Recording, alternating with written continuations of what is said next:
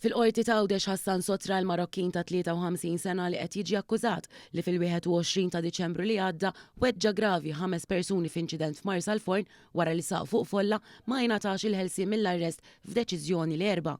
Meta bdiet il-kompilazzjoni tlieta xut ewlieni fil-każ qal li dakinhar tal-inċident ra karozza tinstaq veloċità kbira u persuni jittajru fl-arja tant li ddiskriva x-xena bħala waħda tal-films. Jirriżulta li wieħed mill-5 vittmi għadu fil-periklu tal-mewt. L-ispettur Kiċerri għal prosekuzzjoni qal li l-qorti li l-imputat kellu livelloli ta' alkohol fermola mill-limitu legali, skontest li sarlu dakinhar waqt li kien qed isuq veloċità eċċessiva f'żona fejn il-limitu kien ta' 30 km fis-siegħa. Fit-tmiem is-seduta d-difiża għamlet it-talba għal ħelsien mill-arrest, iżda din id-deċiżjoni mistennija tittieħed mill-qorti l-erba'.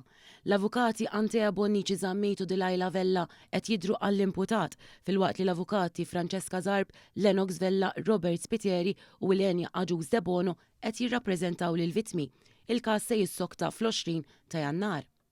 Talba mid-difiża ta' Okumara Satoshi biex jinħatar psikologu qabel jingħata sentenza mill-ġdid fil-każ tal-qtil ta' numru ta' Qtates f'Taslima ġiet rifjutata mill-qorti il-ħamis filgħodu.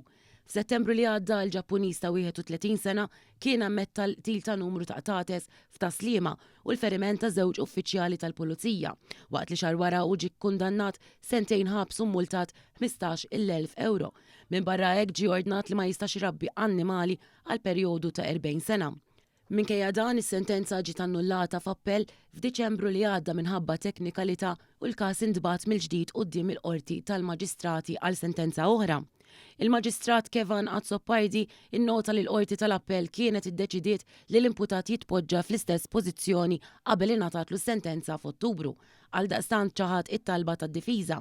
L-avukata Adriana Zammit li qed tidher għal Satoshi qalet li sentenza ta' ħabs mhux se tgħin lill-imputat minħabba li l-atti li wettaq huwa huma biss riżultat ta' problemi li għandu ta' saħħa mentali.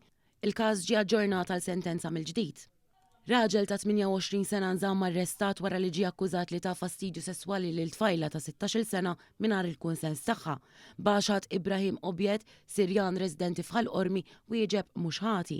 Il-prosekuzzjoni spjegat kif it-tfajla ġiet avviċinata mir-raġel li ma tafux u beda jgħaddilha kummenti sesswali u jimxi warajha sakemm daħal magħha flift u beda jmissa b'mod indiċenti. L-Ispettur Dorjen Boni qalet kif Novembru li għadda t-tfajla marret tagħmel rapport fl-assa tal-belt akkumpanjata minn omma wara li r-raġel reġa' sabaħ dejn ir-residenza tagħha u fastidja mill-ġdid waqt li kienet fuq il-mobile momma. Ir-raġel ġie identifikat u arrestat minnu fih. F'dan l-istadju id-difiża ma talbitx għall-ħelsien mill-arrest anke minħabba l-fatt li tfajla qatt tittixed. Il-qorti preseduta mill-Maġistrat Nadja Helena Vella ħeġġet lill prosekuzzjoni biex tal-legata vittma tixhed fis-seduta li jmiss.